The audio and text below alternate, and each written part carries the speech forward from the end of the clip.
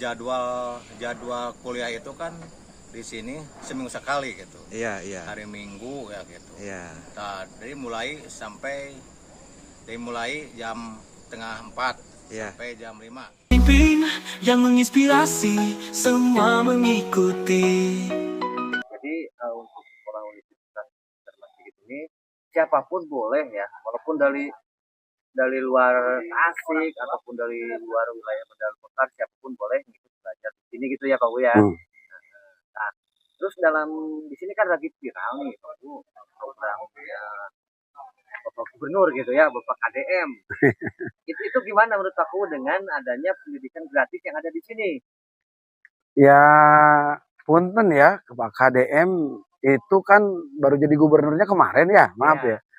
Kalau saya di sini sudah 5 tahun, saya semenjak dari awal juga apa yang Pak KDM itu, Pak Kang Deddy itu sampaikan atau sekarang ini lagi dikampanyekan, alhamdulillah kami ini di sini walaupun gaungnya tidak terdengar karena mungkin tidak terlalu dipublikasi gitu kan. Tapi bisa lihatlah mungkin jejak digital. Ya mudah-mudahan saya lebih merasa terbantu sekarang gitu atau lebih merasa pede lagi karena saya tidak sendiri kalau ditunjang oleh kebijakan-kebijakan yang lebih di atasnya lagi kan ini kan bisa lebih nanti virusnya akan lebih cepat tersebar lagi ketika misal bagaimana cara mengupgrade software masyarakat sehingga pembangunan itu bisa terwujud dengan cepat gitu. Jadi saya sangat terbantu, tapi jujur saya sudah melakukan itu. Jangan gitu seperti koperasi Kang Roni ya. Sekarang koperasi Merah Putih, kami sudah 4 tahun ke belakang udah bikin koperasi itu. Kan? Terus misalkan contoh bagaimana penanggulangan kenakalan remaja misalkan. Di Mandalika setiap ketangkep anak-anak yang punten ya misalnya mabok, SMP, kita sudah tangkap di desa, kita sudah bikin briefing di sana. Kita tahan 1 malam, besoknya kita panggil orang tuanya. Bagaimana caranya agar misalnya geng motor juga tidak berkembang biak dengan masif gitu di sini. Kita sudah mengadakan antisipasi yang alhamdulillah walaupun tenaganya memang kecil karena kami kan hanya kekuatan di desa gitu. Tapi insya Allah ruh atau semangat Kang Deddy sudah kami laksanakan atau sudah kami lakukan jauh-jauh sebelum Kang Deddy jadi gubernur. Ya mudah-mudahan sekarang Kang Deddy gubernur lebih ada sinergi, jadi kami lebih punya kekuatan yang full ketika memang kebijakan pemerintah pusatnya juga mendukung tentang bagaimana apa yang kami jadikan program di desa untuk mempercepat ya pemerataan pemahaman, pemerataan pembangunan, pemerataan kesadaran, ketertiban dan keteraturan yang akhirnya pemerataan kesejahteraan masyarakat. Alhamdulillah saya senang sekali saya melihat gerakan Kang Deddy. Saya bilang ini gerakan saya 4 tahun ke belakang Kang Deddy sekarang dengan seperti zakat segala macam. Kan alhamdulillah di Desa Mandalmekar itu sudah dari saya semenjak berdiri di sini saya sudah memfilter atau saya mempertahankan dan melindungi daripada hak-hak warga negara yang ada di Mandalmekar.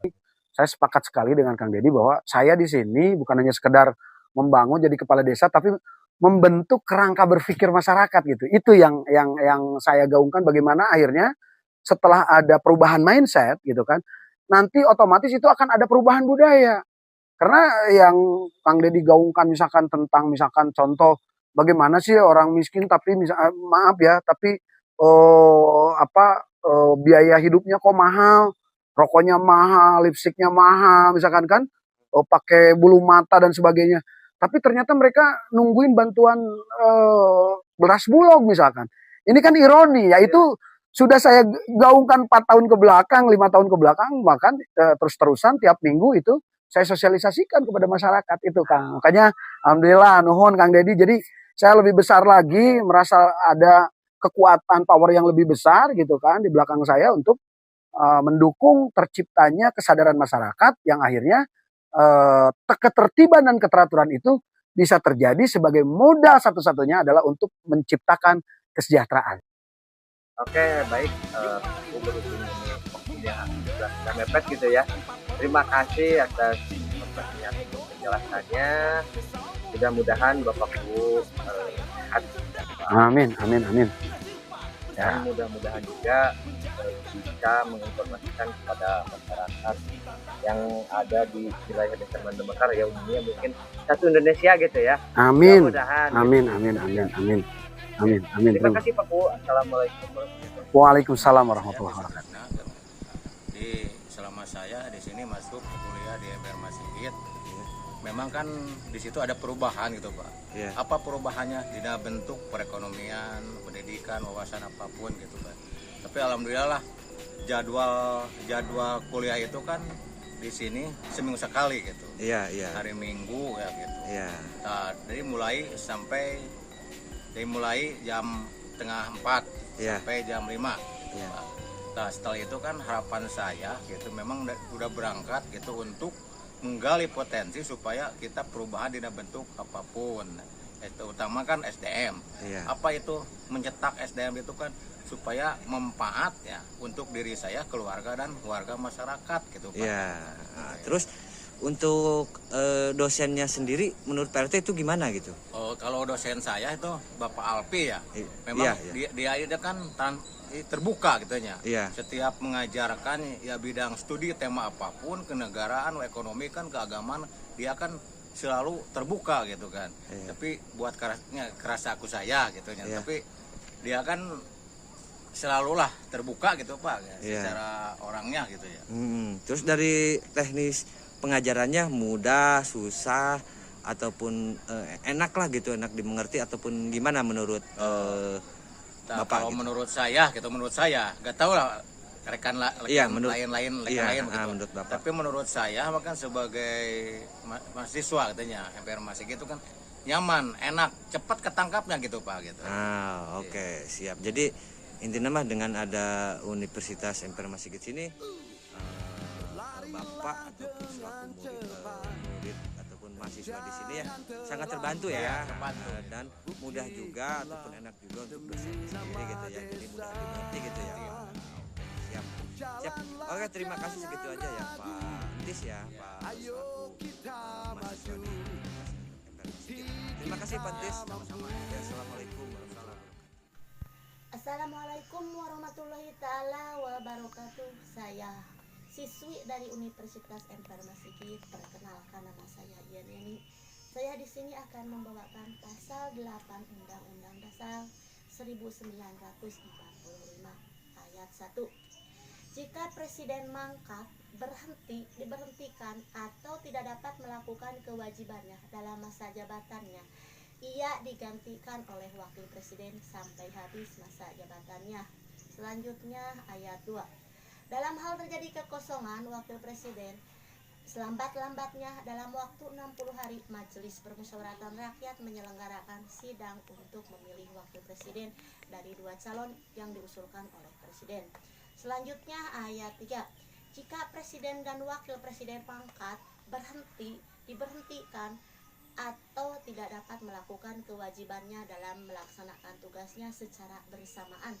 Pelaksanaan tugas kepresidenan adalah Menteri Luar Negeri, Menteri Dalam Negeri, dan Menteri Pertahanan secara bersama-sama.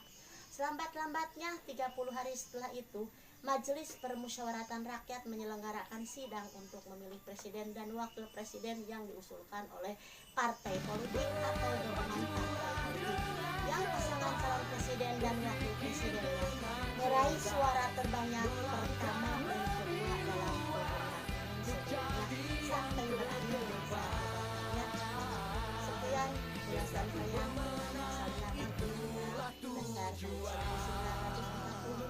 Wassalamualaikum warahmatullahi taala wabarakatuh. Assalamualaikum warahmatullahi wabarakatuh. Perkenalkan, nama saya Agus Bustanul Arifin. Saya siswa dari Universitas MPR Masigit yang ada di Desa Mandala Mekar. Saya akan membacakan Undang-Undang Dasar 1945 Pasal 21 yang terdiri dari 2 ayat.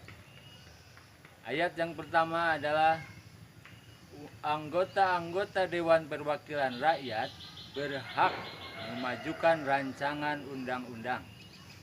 Kemudian ayat yang kedua, jika rancangan itu meskipun disetujui oleh Dewan Perwakilan Rakyat, tapi tidak disahkan oleh Presiden, maka rancangan undang-undang tadi tidak boleh dimajukan lagi dalam persidangan Dewan Perwakilan Rakyat.